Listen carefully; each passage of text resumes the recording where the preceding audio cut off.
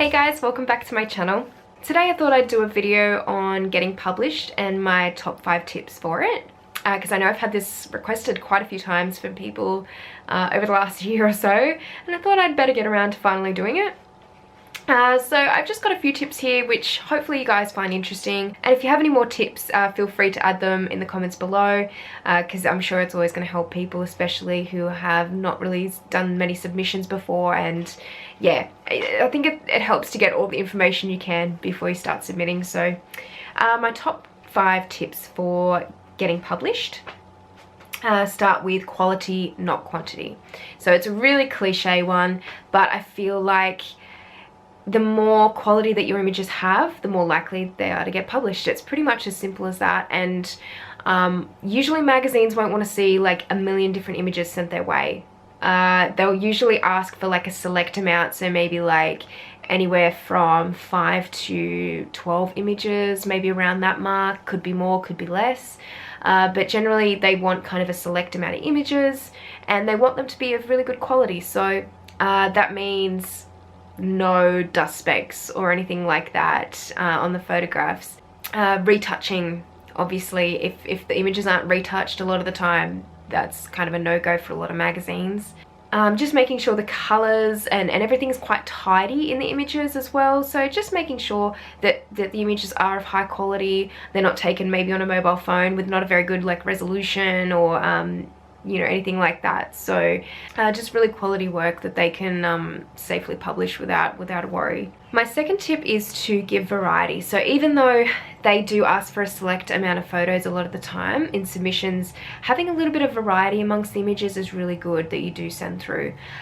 So if you were to send through 5 to 8 images that all kind of had a very similar look, and they were very much the same image, or they weren't that different, that's not really a sure way to get published, because a lot of magazines do want a little bit of variety, especially when it comes to editorials. Having a little bit of variety from image to image is good.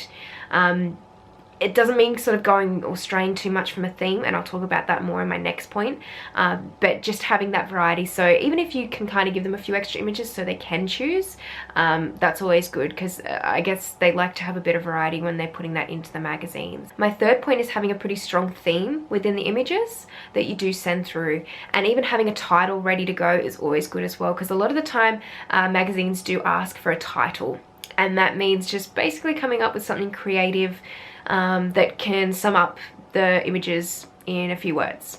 I'm not the most creative person when it comes to titles, so I really suck at doing those, but even just have a think about it, maybe before you do the shoot, or even afterwards, or when you're editing, just have a think of what you could possibly put as a title for the shoot.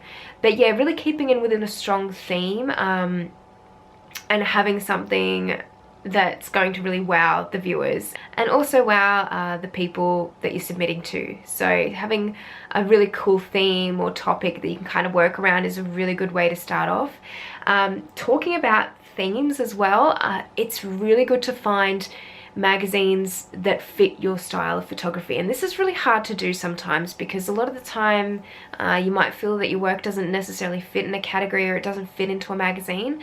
But even if you can sort of look through magazines online or print that have kind of like the style of photography that you like, or you would like to have represented in your own work, I think that's kind of good to try and fit it in with those sorts of magazines. Because if you're sending like a really grungy photo shoot, for example, to a magazine that focuses on really floral, pretty photo shoots, or work that's quite girly, it probably won't be accepted. So you just need to find out what are the right magazines for the editorial that you have, and try and work it out that way. My fourth tip has to do with professionalism. So obviously from the time you start planning to the shoot to the time it gets published. Basically using models that are agency signed will always give you a little bit more professionalism, hopefully within the photo shoot and within the submission. Generally, if they're agency signed models, they're going to turn up on time. Not all the time, but most of the time they will be prompt, and they will have a look that a lot of magazines might like to use within their images. If they're agency signed, they might have more of an editorial high fashion look, which is always good. Also with makeup artists, making sure that you're using someone that is of really like high standards. Basically just creating the team around good standards and creating those standards for yourself as well, and making sure you're producing quality images. So yeah, that's basically keeping professional from the start. And obviously when you submit, you want to make sure your emails are all professional to the people you're submitting to. And yeah, just sort of keeping that in mind when you're submitting. And my last tip would be reading the requirements. This is a really big one because it's something that I've not always done, and it's something that a lot of sites will have up on certain tabs. Like they'll have a list of requirements that they want for submissions. And a lot of the time I've just kind of skimmed over them and then submitted, and then realized, oh, they've only asked for a certain amount of photos, or they've asked for them to be 300 DPI, or they've asked them to be a certain theme, and I haven't read the requirements, and obviously they've gotten rejected from those particular magazines. So it's always good to read the requirements first and make sure that's done, so then you don't have any nasty surprises later when you go to submit and you've found out that you haven't met the requirements with the images that you've got. That's always a really important factor. And a lot of the time magazines will say that they're not going to accept images unless they've been resized to a certain amount, or they're low resolution. A lot of the time they want to see the images beforehand in a low resolution format, so like it's not going to take forever for them to download the images, and then they realize that they're not going to be suitable for the magazine. So just make sure you read the requirements beforehand. A lot of different magazines, including print, mainly print, I think, don't always accept submissions. So just making sure that they do accept submissions in the first place is always a good idea, and maybe making a list of the ones that do is always good for future reference. Alright guys, I hope you enjoyed that video, and I hope it was a little bit insightful. Any other tips that you guys have, feel free to put them in the comment section below. I'm sure a lot of people would like to hear as much information as they can get.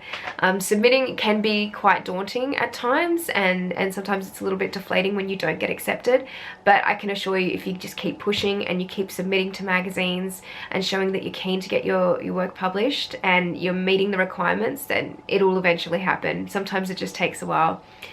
Even though you might have to wait a few weeks for the submission to go through a lot of the time, and you can't post on social media, it is worth it in the end to be able to hold something that's been printed, or to show that you've been published in a magazine. It's always like the best feeling. So I'd definitely say it's worth it.